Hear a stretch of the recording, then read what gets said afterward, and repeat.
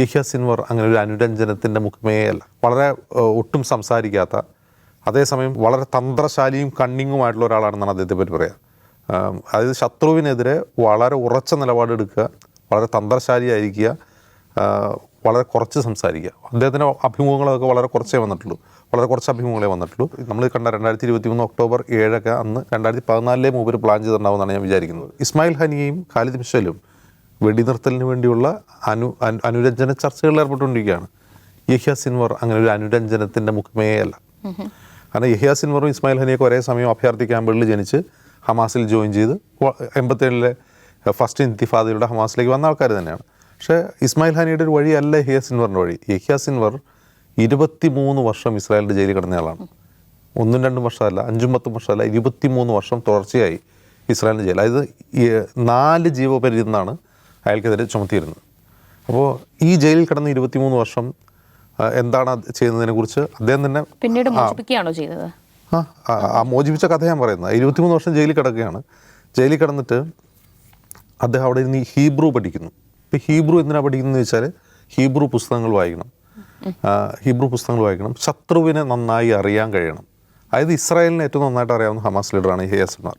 Israel എന്താണ് എന്തല്ല അദ്ദേഹം അതിനകത്ത് നിന്ന് പഠിച്ചത് ഹീബ്രു പഠിക്കുക മാത്രമല്ല, ഈ അവരുടെ രഹസ്യാന്വേഷണ ഏജൻസികളുടെ മൊസാദിൻ്റെയും മറ്റും മുൻ മേധാവിമാർ എഴുതിയ പുസ്തകങ്ങൾ വാങ്ങി, ഹീബ്രുവിൽ എഴുതിയ പുസ്തകങ്ങൾ വാങ്ങി വായിക്കും. അപ്പോൾ എന്താണ് ഇസ്രായേൽ, അവർക്ക് എത്ര ശക്തിയുണ്ട്, അവരുടെ വീക്ക്നെസ് എന്താണെന്ന് നന്നായിട്ട് അറിയാവുന്നവരാണ് യഹ്യ സിൻവർ. അപ്പോൾ അതിനകത്ത് നിന്നുകൊണ്ട്, ഈ ജയിലിനകത്ത് നിന്നുകൊണ്ട് തന്നെ അദ്ദേഹം പല കാര്യങ്ങൾ ഓപ്പറേറ്റ് ചെയ്യുമായിരുന്നു. ഓപ്പറേറ്റ് ചെയ്യുക മീൻസ് ഈ 2007 ഒരു ഇസ്രായേൽ സൈനികനെ ഹമാസ് ഈ അതിർത്തി കടന്നു വന്ന് തട്ടിക്കൊണ്ടുപോയി ബന്ദിയാക്കി.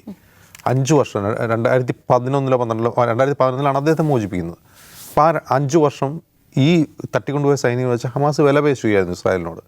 അങ്ങനെ വില പേശുമ്പോൾ ആ വിലപേശൽ മീൻസ് ആ നെഗോഷിയേഷൻ നിയന്ത്രിച്ചുകൊണ്ടിരുന്നത് ജയിലിരുന്ന യഹ്യ സിൻവറാണ്.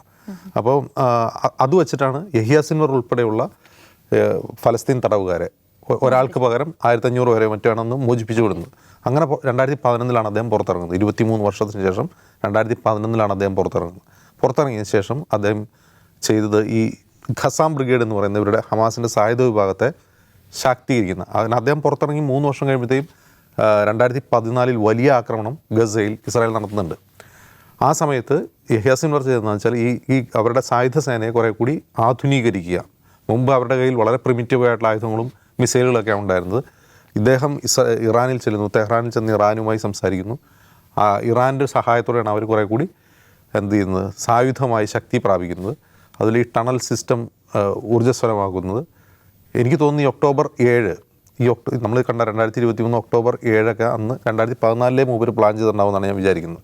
അത്ര വലിയൊരു പ്ലാനിങ്ങിൽ ഈ കാര്യങ്ങൾ ചെയ്യുകയാണ് അദ്ദേഹം ചെയ്യുന്നത്. അപ്പോൾ വളരെ ഒട്ടും സംസാരിക്കാത്ത, അതേസമയം വളരെ എന്താണ് പറയുക, വളരെ തന്ത്രശാലിയും കണ്ണിങ്ങുമായിട്ടുള്ള ഒരാളാണെന്നാണ് അദ്ദേഹത്തെ പറ്റി പറയുക. അതായത് ശത്രുവിനെതിരെ വളരെ ഉറച്ച നിലപാടെടുക്കുക, വളരെ തന്ത്രശാലിയായിരിക്കുക, വളരെ കുറച്ച് സംസാരിക്കുക. അദ്ദേഹത്തിൻ്റെ അഭിമുഖങ്ങളൊക്കെ വളരെ കുറച്ചേ വന്നിട്ടുള്ളൂ, വളരെ കുറച്ച് അഭിമുഖങ്ങളെ വന്നിട്ടുള്ളൂ. അപ്പോൾ ഒരു വശത്ത് ഇസ്മായിൽ ഹനിയെ പോലെ ഒരു സൗമ്യ മുഖത്തെ ഇസ്രായേൽ വധിക്കുമ്പോൾ ഹമാസ് എടുത്ത് അതിൻ്റെ തലവനാക്കുന്ന ആരാണ്? ഇസ്രായേലെ ഏറ്റവും കൂടുതൽ ഭയക്കുന്ന ഇസ്രായേൽ നേരത്തെ തന്നെ അദ്ദേഹത്തിൻ്റെ തലയ്ക്ക് വിലയിട്ടിട്ടുണ്ട്. അദ്ദേഹത്തെ തെരഞ്ഞുപിടിച്ച് കൊല്ലണം എന്ന പ്ലാൻ മൊസാദ് നടത്തിയിട്ടുണ്ട്. ഇപ്പോൾ ആ പ്ലാൻ വീണ്ടും ഒരു ഇതിലേക്കാണ്, എവിടെ വെച്ച് കണ്ടാലും കൊന്നുകളെ. പക്ഷെ അദ്ദേഹം ഗസയിലാണുള്ളത്, അദ്ദേഹം പുറത്തല്ല ഉള്ളത്, അദ്ദേഹം തെഹ്റാനിലോ ദോഹയിലോ അല്ല ഉള്ളത്, അദ്ദേഹം ഗസയിലാണുള്ളത്. അപ്പോൾ ഗസയിൽ എങ്ങനെ കൊല്ലാൻ പറ്റും? ഇത്രയും നാൾ തന്നെയാണ് നോക്കിക്കൊണ്ടിരുന്നത്. അപ്പോൾ അങ്ങനെ കൊല്ലാൻ കഴിയില്ല. അങ്ങനെ ഗസയിലുള്ള ഒരാളെയാണ് ഈ പൊളിറ്റിക്കൽ ബ്യൂറോയുടെ ചീഫാക്കുക എന്ന് പറഞ്ഞാൽ അതിൻ്റെ ഒരു പ്രശ്നം എന്താണെന്ന് വെച്ചാൽ അദ്ദേഹം ഇനി ഒരു നെഗോഷിയേഷനും പോവില്ല. ഗസയിൽ നിന്ന് പുറത്തിറങ്ങിയിട്ട് വേണമല്ലോ ഈ നെഗോഷിയേഷനോ. അപ്പോൾ ഹമാസ് മുന്നോട്ട് വയ്ക്കുന്ന ആശയം നെഗോഷിയേഷൻ ഏറെക്കുറെ ഇല്ല എന്നതിനാണ്. ആ നെഗോഷിയേഷനൊന്നും ഇല്ല. അതായത് ഇസ്രായേൽ എന്താണോ ചെയ്തത് അതിന് പകരമായിട്ട് അവർ വയ്ക്കുന്നതാ, ഞങ്ങൾ ഇദ്ദേഹത്തെ വെച്ചു, യഹ്യ സിൻവറിനെ വെച്ചു എന്നുള്ളതാണ്. അപ്പം കുറേ കൂടി ശക്തമായ ഒരു മെസ്സേജാണ് ഇസ്രായേലിന് കൊടുക്കുന്നത്. ഈ മെസ്സേജ് കൊടുക്കുന്നപ്പോൾ യഹ്യ സിൻവറിനെ ഇസ്രായേലിന് കൊല്ലാൻ കഴിയില്ല എന്നുള്ളതല്ല. ഹമാസിൻ്റെ ഏത് നേതാക്കളെയും അവർക്ക് കിട്ടുന്ന ആദ്യ അവസരത്തിൽ ഇസ്രായേൽ കൊല്ലും. അതിപ്പോൾ യഹ്യ സിൻവർ അല്ല, ഖാലിദ് മിഷൽ അല്ല, ഇപ്പോൾ ഹനിയെ കൊന്ന പോലെ ആരെയും കൊല്ലാൻ അവർക്ക് വലിയ പാടൊന്നുമില്ല. പക്ഷെ അതുകൊണ്ട് കഴിയില്ല. ഈ നേതാക്കളെ കൊന്നുകൊണ്ട് ഈ യുദ്ധം അവസാനിപ്പിക്കാനോ അല്ലെങ്കിൽ ഗസ പിടിച്ചെടുക്കാനോ ഗസ വരുതിയിലാക്കാനോ ഇസ്രായേലിന് കഴിയില്ല. അപ്പോൾ നേതാക്കൾ മരിക്കാൻ തയ്യാറായിട്ട് തന്നെയാണ് വരുന്നത്.